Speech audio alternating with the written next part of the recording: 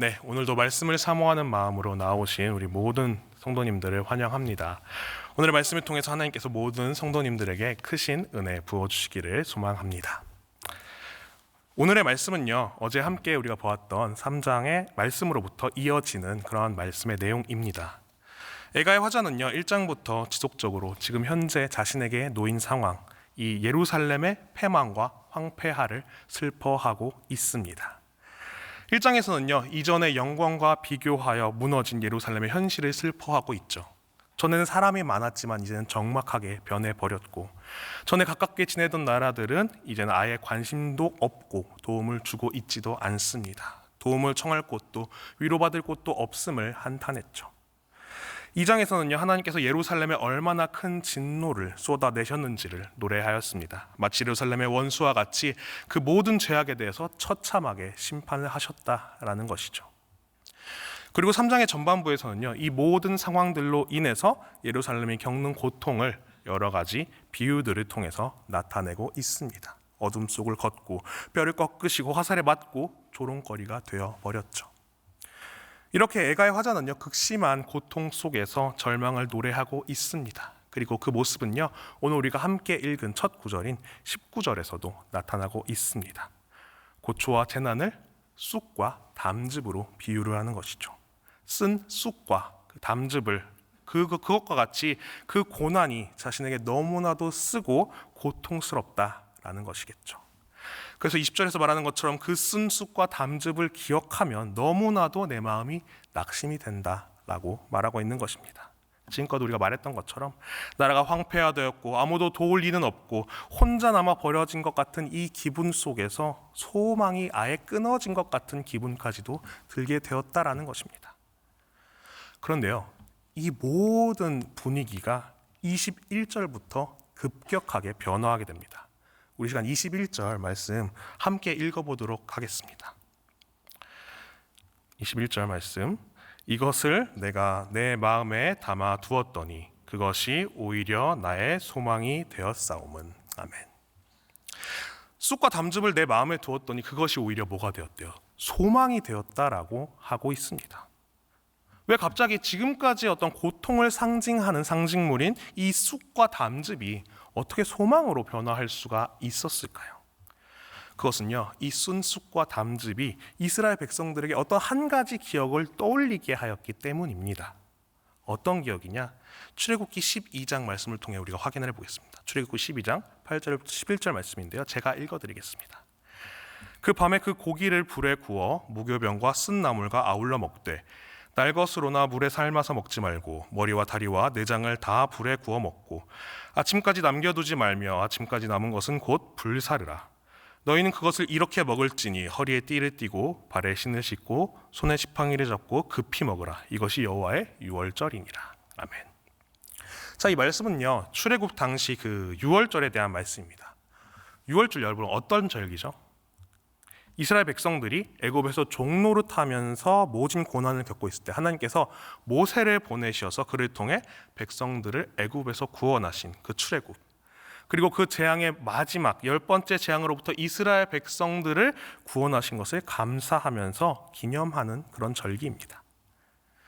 그 유월절 당시에 이 어린 양의 고기 그리고 무교병과 함께 먹었던 그 쓴 나물, 그 쓴 나물이 이 쓴 쑥과 담즙으로부터 떠올려지게 되었다라는 것입니다.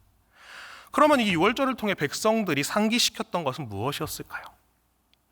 오랜 세월 고통 속에 살았지만 하나님은 그의 백성들을 잊지 않으셨고 분명 백성들을 출애굽으로 이끄셨던 것처럼 반드시 지금 우리가 겪는 이 고통 속에서도 우리를 구원하실 것이다 라는 그 사실을 바라보게 되었다라는 거겠죠. 그래서 22절부터 화자의 노래는요, 희망과 소망의 노래로 변화하게 됩니다. 우리가 이렇게 무너지고 낭망하고 고난을 당하나 여호와의 인자와 긍휼이 무궁하시기에 우린 절대로 진멸되지가 않는다. 이 구절은요, 출애굽 당시에 하나님의 말씀을 또 떠올리게 합니다. 출애굽기 34장 6절 7절 말씀인데요, 이 말씀도 제가 읽어드리겠습니다. 여호와께서 그의 앞으로 지나시며 선포하시되 여호와라 여호와라 자비롭고 은혜롭고 노하기를 더디하고 인자와 진실이 많은 하나님이라. 인자를 천대까지 베풀며 악과 과실과 죄를 용서하리라. 그러나 벌을 면제하지는 아니하고 아버지의 악행을 자손 3, 4대까지 보응하리라. 아멘. 이 본문과요 22절에서 사용된 여호와의 인자라는 단어의 원어가 바로 여러분들이 잘 아시는 헤세드라는 단어입니다. 그러니까 다른 사람의 어떤 단순한 사랑이 아니라요 하나님께서 부어주시는 언약적 사랑을 지칭한다라는 것입니다. 비록 백성들이 그 죄로 인해서 고통 가운데 있지만 하나님은 그 백성을 완전히 끝내지 않으시고요 다시금 헤세드의 사랑으로 무한하게 무궁하게 백성들에게 베푸실 것입니다. 그리고 이 모든 것들이 아침마다 새롭게 끊이지 않고 그의 백성들에게 부어지면서 하나님은 그의 성실하심을 우리 가운데 드러내십니다. 이어진 24절에서 화자는요 그러한 여호와 하나님을 뭐라고 선포하느냐? 나의 기업으로 선포하고 있습니다. 자, 여기서 말하는 기업이란 것은요 여호수아서에 나타나는 어떤 이 상속받을 땅들을 나타낼 때 쓰는 단어일 겁니다. 그렇게 이 기업은 한 가족의 이 그들의 삶을 믿고 의지할 토대가 되는 그러한 것이겠죠. 화자는 그 기업을 바로 하나님으로 삼는 것입니다. 내가 믿고 의지할 바가 이제는 오직 하나님밖에 없다라고 고백을 하는 것이죠. 시편에서도요 비슷한 고백이 나타납니다. 시편 142편 4절부터 6절까지 말씀입니다. 이 말씀 우리가 함께 읽어보도록 하겠습니다. 시작. 오른쪽을 살펴보소서. 나를 아는 이도 없고 나의 피난처도 없고. 여호와여, 내가 주께 부르짖어 말하기를 주는 나의 피난처시요 살아있는 사람들의 땅에서 나의 분깃이라 하셨나이다. 나의 부르짖음을 들으소서. 나는 심히 비천하니이다. 나를 핍박하는 자들에게서 나를 건지소서. 그들은 나보다 강하니이다. 아멘. 이 시편은요 그 표제를 보시면 어떻게 나와 있느냐? 다윗이 굴에 있을 때 지은 기도라고 표현이 되어 있습니다. 즉 다윗이 사울에게 쫓기며 위기 속에 있을 때 노래했던 그러한 시편이다라는 것이겠죠. 당시에 이 다윗 역시도 아무도 도움받을 이가 없고 모두가 나를 노리기만 할 때 오직 하나님만이 나의 의지할 분깃, 즉 나의 기업이 되심을 고백하였습니다. 오늘 애가의 화자도 동일한 고백을 한 것이겠죠.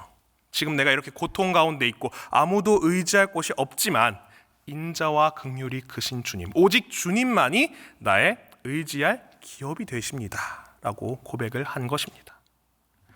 이 고백은요 비단 고통받는 애가의 화자들 뿐만이 아니라요 지금을 사는 우리에게도 어쩌면 동일하게 필요할 것 같습니다. 여러분들의 삶은 어떤가요? 어쩌면 여러분들의 마음 속에서도 이 애가의 화자와 같은 이런 아픔과 고통들이 있을지도 모르겠습니다.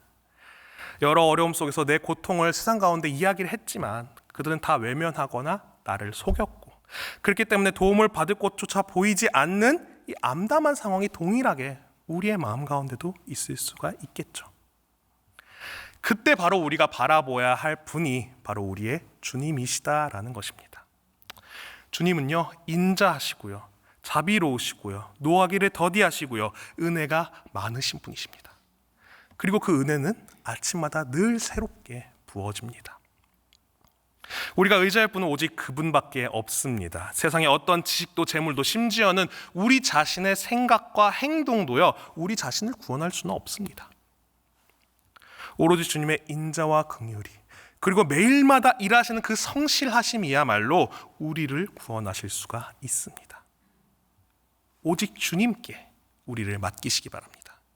세상의 재물과 명예와 이런 것들로 나의 기업을 삼지 마시고요 오직 주님을 나의 유일한 기업으로 삼으시는 우리 귀한 삼위 성도님들 되셨으면 좋겠습니다. 그렇게 주님을 기업으로 선포하고 맡긴 우리에게 필요한 것이 한 가지가 있습니다. 그것은 뭐냐? 바로 잠잠히 기다리는 것입니다. 오늘 본문의 화자 역시도요 하나님을 나의 기업으로 선포하고 오직 주님의 도우심을 기다리는 모습을 보이고 있습니다.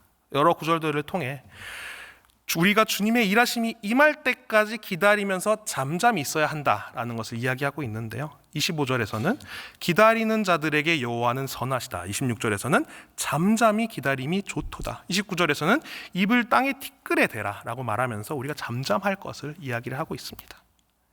그리고 이어지는 32절과 33절을 통해서는 지금 현재의 고난이 영원하지 않을 것이다 라는 것을 고백을 하고 있습니다. 우리 그 32절과 33절의 말씀 우리가 다 같이 함께 읽어보도록 하겠습니다. 시작. 그가 비록 근심하게 하시나 그의 풍부한 인자하심에 따라 긍휼히 여기실 것임이라. 주께서 인생으로 고생하게 하시며 근심하게 하심은 본심이 아니시로다. 아멘.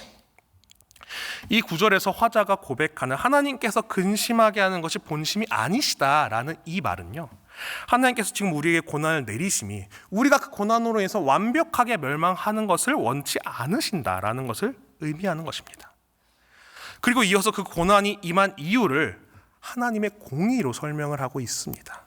갇힌 자들을 밟는 것, 사람의 재판을 굽게 하는 것, 송사를 억울하게 하는 것 다 주님께서 기뻐하시지 않는 죄악이다. 그러니 우리가 받는 이 모든 고난은 하나님께서 우리를 미워하시기 때문도 아니고 결국 우리 스스로의 죄악 때문이다. 그러니 우리가 어찌 하나님을 원망하고 미워할 수가 있겠느냐. 그렇습니다. 우리가 지금 이 삶에서 겪는 이 모든 고난과 고통은요, 결국 하나님의 허락하심에 따른 것입니다. 그 허락하심은 물론 우리의 죄 때문일 수도 있고요, 아니면 혹은 악한 세력의 공격 때문일 수도 있겠죠. 하지만 그 모든 이유를 다 떠나서요, 하나님께서 우리에게 고난을 허락하시는 것은 우리가 온전히 멸망하기를 원하시는 것이 아니다라는 것입니다. 우리가 이 고난의 순간들을 통해서 더욱 하나님을 바라보고 말씀 안에 깨어서 주님과 동행하기를 바라시는 그 주님의 선하신 뜻이 그 가운데 있다라는 것입니다. 결국 어쩌면 우리에게 행해진 이 고난이야말로 우리를 너무나도 사랑하셔서 다시 우리가 주님께로 나오기를 바라시는 그 하나님의 인자와 긍휼, 그 모습일지도 모릅니다. 그렇다면 우리에게 필요한 것은 무엇일까요? 주님께서 우리에게 원하시는 대로, 주님께서 계획하신 선하신 계획대로 주님께서 일하실 때까지 우리가 묵묵히 기다리는 것입니다. 우리가 비록 고난과 고통으로 정말 근심할 거예요. 하지만 그 근심은 오래지가 않을 것입니다. 주님은 그의 성실하심으로 지금도 일하고 계십니다. 그리고 그 풍부한 인자하심으로 우리를 긍휼히 여기실 것입니다. 분명히 억울하고 답답한 순간 있을 거예요. 하지만 그 모든 순간 주님은 우리와 함께 하시고요, 우리를 보고 계시고요, 우리의 모습도 다 듣고 계십니다. 주님은 그 모든 우리를 향한 그 죄악들도 분명히 그의 뜻에 맞게 갚으실 것입니다. 그러니 우리는 잠잠히 기다려야 합니다. 분명 어렵고 힘든 삶일 거예요. 포기하고 싶은 때도 있을 거예요. 그러나 우리는 주님의 선하심을, 또 주님의 성실하심을 믿고 묵묵히 잠잠히 기다려야 합니다. 그러면 주님은 분명 애굽에서 그의 백성들을 인도해내신 것처럼 그의 계획안에 가장 완벽한 때에 역사하시면서 그의 선하심을 우리의 삶 가운데 드러내 보이실 것입니다. 어쩌면 지금 우리의 많은 이들이 이 애가의 화자와 같은 심정일지도 모르겠어요. 사실 그렇죠. 지금 보여지는 세상의 모습은 어떤가요? 입시도 힘들고 취업도 하늘의 별 따기고 결혼하기가 쉽지가 않고 출산은 더욱더 그렇죠. 얼마나 힘들면은 우리나라를 마치 지옥에 비유하는 신조어들이 유행을 하겠습니까? 정말 지금 시대를 살아가는 우리들이야말로 앞에 미래가 보이지 않는 희망이라는 것을 찾아보기가 참 어려운, 어쩌면 이 애가의 화자를 가장 잘 이해할 수 있는 사람들이 바로 지금을 사는 우리들일지도 모릅니다. 그 모습은 아마 교회도 크게 다르지 않을 것 같아요. 제가 이제 목회를 하면서 정말 주변에 여러 많은 선배 목사님들이 좋은 이야기들을 많이 해주시는데요. 그 중에 이제 꼭 빠지지 않는 이야기가 어떤 이야기냐면 앞으로 목회가 참 어려울 거다라는 그러한 이야기였습니다. 물론 사실이겠죠. 여러분들 잘 아시겠지만 이전 한 7, 80년대 우리 교회의 모습 어땠나요? 막 부흥하던 시기, 정말 많은 이들이 함께 모여서 막 그 안에서 즐거워하고 했었죠. 하지만 지금 그때와 비교하면 또 어떤가요? 많은 사람들이 와서 즐거워하기보다는 교회를 욕하는 모습들이 우리에게 참 많이 발견이 되는 것 같아요. 기존의 우리 성도들도 삶에 지쳐서 이전에 그 부흥하던 시기의 열정을 막 불러일으키기는 참 또 어려운 그런 모습을 보이고 있습니다. 분명 교회 안에서 희망을 찾기가 쉽지 않아요. 어렵습니다. 하지만 그렇기 때문에 우리야말로 희망을 가져야 할 것 같습니다. 모두가 어렵다고 힘들다고 해서 좌절하고 쓰러지는 것이 아니라 그 모든 고난을 오늘 말씀에 나왔던 쑥과 담즙으로 삼아서요, 잠잠히 주님께서 일하실 것을 소망해야 한다라는 것입니다. 주님은요, 우리의 예측대로 움직이시는 분이 아니십니다. 오히려 우리의 예측을 뛰어넘어서 역사하실 때가 훨씬 더 많죠. 그것은 지금도 다르지 않을 겁니다. 수많은 이들, 수많은 전문가들이 희망보다는 절망을 이야기하는 이 시기, 주님은 우리에게 말씀을 통해서 희망을 말씀하고 계십니다. 주님 분명 그의 인자하심으로, 그의 헤세드의 사랑으로 우리 가운데 놀랍게 역사하실 것입니다. 우리가 그 소망을 마음에 품고 세상에 나아가야 할 것입니다. 아무도 희망을 말하지 않을 때 우리가 주님의 사랑이라는 그 희망과 소망을 품고 세상에 나아가 선포한다라면요, 고난 속에서도 묵묵히 그 소망을 지키면서 이 삶을 살아간다라면요, 우리를 지금까지 욕하고 비방하던 그 세상도 분명 우리를 통해 주님의 일하심을 바라볼 수가 있을 것입니다. 그리고 그것이야말로 주님께서 우리에게 말씀하신 세상을 변화시키는 빛과 소금의 역할을 감당하는 말 그대로 선교적 교회의 모습이 될 것입니다. 이 자리에 모인 우리 모든 성도님들, 오늘 말씀을 기억하시고 각자의 삶 가운데 소망을 가지고 살아가시기 바랍니다. 비록 삶 속에서 근심과 고난 있을지도 모르겠죠. 하지만 이 또한 결국에는 하나님께서 그의 뜻에 아주 알맞게 선하게 이루실 것이다 라는 그 사실을 믿고 잠잠히 묵묵히 기다리면서 하나님과 함께 발맞춰 나아가시는 우리 귀한 성도님들이 되셨으면 좋겠습니다. 우리 이 시간 말씀을 기억하면서 함께 기도하도록 하겠습니다. 이 고난의 삶 가운데서도 주님이 주시는 그 헤세드의 사랑, 그 소망 가운데 우리가 살게 해달라고 그렇게 기도하시고요, 또 우리 가지고 나오신 기도의 제목들 놓고 함께 기도하시며 전심으로 기도하시고 우리 함께 돌아가도록 하겠습니다. 이 시간 함께 기도하겠습니다.